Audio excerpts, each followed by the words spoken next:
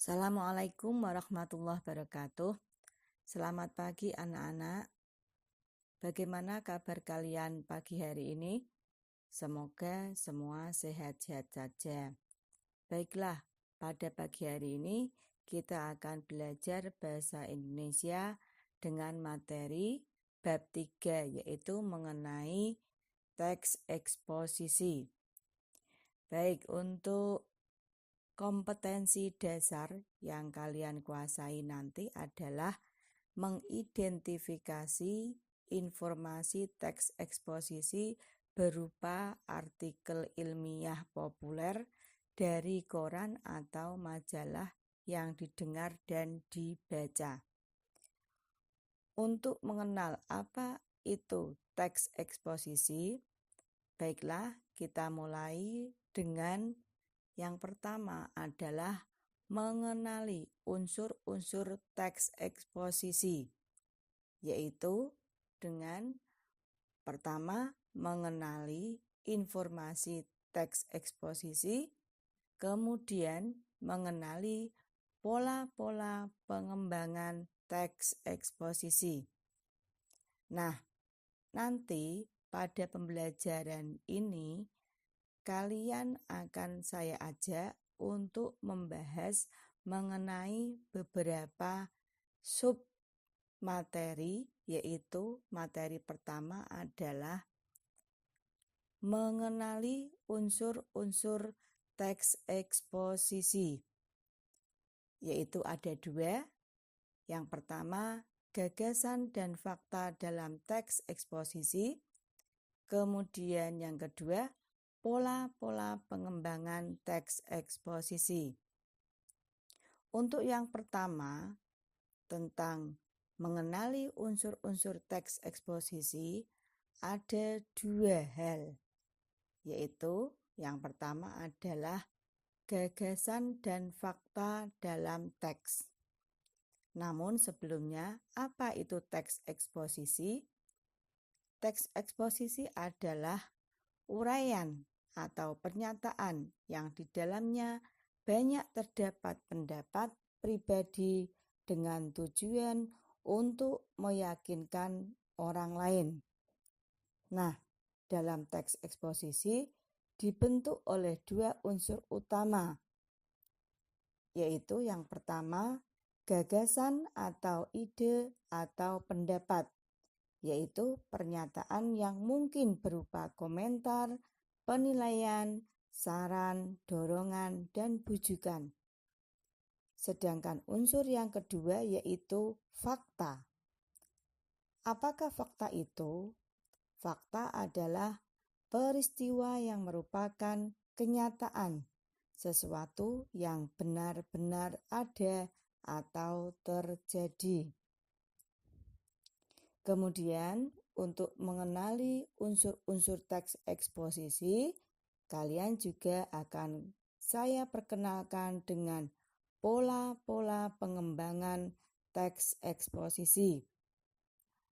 Dalam pola pengembangan teks eksposisi ada 4 pola, yaitu A.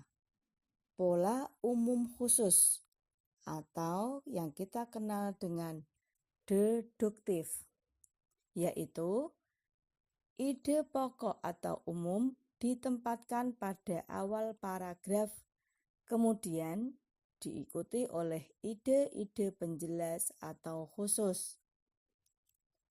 Pola yang kedua yaitu pola khusus umum atau yang kita kenal dengan induktif, yaitu ide-ide penjelas atau khusus ditempatkan pada awal paragraf, kemudian diikuti uraian umum atau kesimpulan. Sedangkan untuk yang ketiga atau C adalah pola ilustrasi, dan terakhir adalah pola perbandingan. Kemudian yang kedua yaitu pola-pola pengembangan teks eksposisi. Jadi untuk lanjutan dari slide tadi adalah pola ilustrasi? Penjelasannya adalah bahwa pola ilustrasi merupakan gagasan yang terlalu umum yang diikuti ilustrasi-ilustrasi secara konkret. Ilustrasi tersebut berfungsi untuk membuktikan suatu pendapat. Sedangkan yang terakhir, apa itu pola perbandingan? Adalah meyakinkan suatu pendapat dengan melakukan perbandingan. Kemudian, pada materi yang kedua atau B, yaitu menyimpulkan isi teks eksposisi. Pada kegiatan ini, kalian nanti akan diajak untuk membuat atau menentukan gagasan umum sebagai dasar penyimpulan isi teks. Kemudian, kegiatan yang kedua adalah mengenai jenis-jenis paragraf berdasarkan letak gagasan umumnya. Kemudian, untuk gagasan umum sebagai dasar penyimpulan isi teks. Pada gagasan dalam teks, kita tentu tahu atau langkah utama adalah menentukan gagasan umum terlebih dulu. Baru kemudian bagian berikutnya adalah gagasan penjelas 1, gagasan penjelas kedua, gagasan penjelas ketiga, dan seterusnya. Kemudian, berdasarkan letak gagasan umumnya, paragraf dibagi dalam 3 jenis, yaitu yang pertama adalah 1. Paragraf deduktif. Paragraf yang gagasan umumnya atau gagasan utamanya terdapat pada awal paragraf. Kemudian yang kedua, paragraf induktif, yaitu paragraf yang gagasan umumnya atau utamanya terdapat pada akhir paragraf. Dan terakhir, pada paragraf campuran adalah paragraf yang gagasan umumnya atau utamanya terdapat pada awal dan akhir paragraf. Selanjutnya adalah materi yang ketiga pada pembelajaran mengenai teks eksposisi, yaitu C. Menelaah struktur dan kaidah teks eksposisi. Yang pertama untuk struktur teks eksposisi dan yang kedua adalah kaidah kebahasaan teks eksposisi. Baik, untuk struktur teks eksposisi atau bagian dalam teks eksposisi ada 3 struktur, yaitu yang pertama tesis. Apa itu tesis?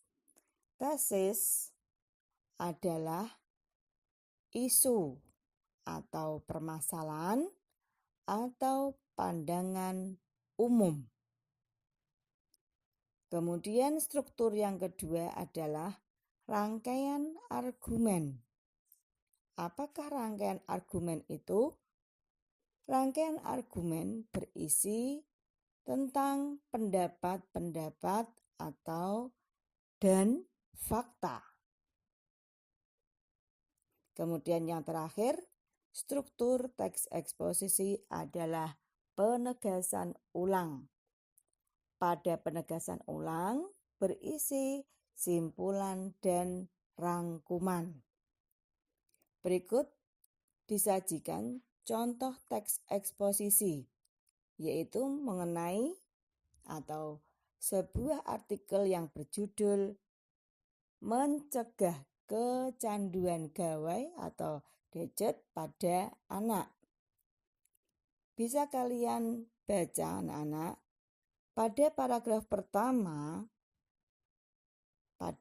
pertama merupakan struktur teks eksposisi, yaitu tesis. kecanduan gawe, bla bla bla dan seterusnya sampai dengan paragraf 1 berakhir, termasuk bagian atau struktur tesis. Mengapa merupakan tesis? Di sini bisa kalian baca atau kalian pahami bahwa tesis itu merupakan isu atau permasalahan. Ya, kecanduan gawe berarti anak menghabiskan waktu yang sangat banyak dengan gawe dan seterusnya. Kemudian untuk paragraf yang kedua bisa kalian baca atau kalian pahami nanti. Paragraf kedua sampai dengan sebelum paragraf terakhir bisa kita golongkan atau kita masukkan pada struktur yang kedua, yaitu rangkaian argumen. Mengapa dikatakan rangkaian argumen? Karena di situ ada pendapat-pendapat dan fakta yang menunjukkan bahwa hal itu merupakan unsur dari rangkaian argumen. Contoh, bagaimana mencegahnya? Pertama, orang tua perlu membebaskan diri dari kecanduan gawe dan seterusnya. Hal itu merupakan pendapat atau fakta. Dan bagian seterusnya adalah di dalamnya terdapat masih banyak lagi pendapat-pendapat dan fakta-fakta yang lain. Berikut contoh struktur atau bagian yang terakhir adalah penegasan ulang. Pada bagian penegasan ulang, bisa kalian pahami atau kalian baca sendiri pada paragraf yang terakhir, yaitu mulai dari inti dari semua cara tersebut adalah memenuhi waktu anak dengan interaksi bersama orang tua dan seterusnya. Mengapa dikatakan penegasan ulang? Karena di situ berisi tentang simpulan dan rangkuman. Ya, demikianlah mengenai penjelasan struktur teks eksposisi. Kemudian kita lanjutkan pada bagian yang berikutnya, yaitu kaidah kebahasaan teks eksposisi. Kaidah kebahasaan teks eksposisi terdiri atas atau beberapa jenis kata. Yang pertama adalah kata teknis. Kemudian kata yang lain ada kata persuasif, konjungsi kausalitas, kata kerja mental, dan kata perujukan. Masing-masing kalian bisa membaca penjelasannya pada slide berikutnya, yaitu pada kata teknis. Apa itu kata teknis? Yaitu kata atau istilah dalam bidang tertentu. Contoh, penebangan liar, hutan lindung, sektor kehutanan, dan lain sebagainya. Sedangkan pada konjungsi kausal, contohnya adalah argumen atau kausalitas. Contoh kata tersebut adalah jika, sebab, karena, akibatnya. Sedangkan pada kata kronologis atau waktu, contohnya adalah sebelum, kemudian, dan akhirnya. Kemudian kata kerja mental. Kata kerja mental di sini bisa dicontohkan pada kata kerja hasil pemikiran. Kemudian diharapkan memperhatikan, menduga, berpendapat. Sedangkan pada kata penunjukan berdasarkan data, merujuk pada pendapat. Yang terakhir adalah kata persuasif. Contoh kata persuasif adalah hendaklah, sebaiknya, diharapkan, dan lain-lain. Menggunakan kata-kata denotatif atau sebenarnya. Bagian atau materi yang keempat adalah menyajikan teks eksposisi atau menulis teks eksposisi.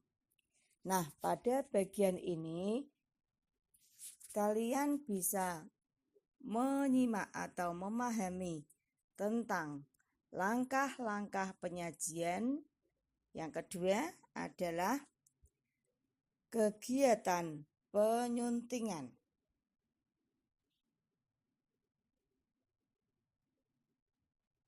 Pada langkah-langkah penyajian, apa yang harus dilakukan? Yaitu A. Menentukan isu atau masalah. B. Membaca berbagai sumber pengamatan. C. Mendaftar topik-topik. Kemudian selanjutnya menyusun kerangka karangan. Dan yang terakhir mengembangkan kerangka karangan menjadi sebuah teks eksposisi. Demikian materi tentang teks eksposisi yang dapat saya berikan. Lebih kurangnya saya mohon maaf. Assalamualaikum warahmatullahi wabarakatuh.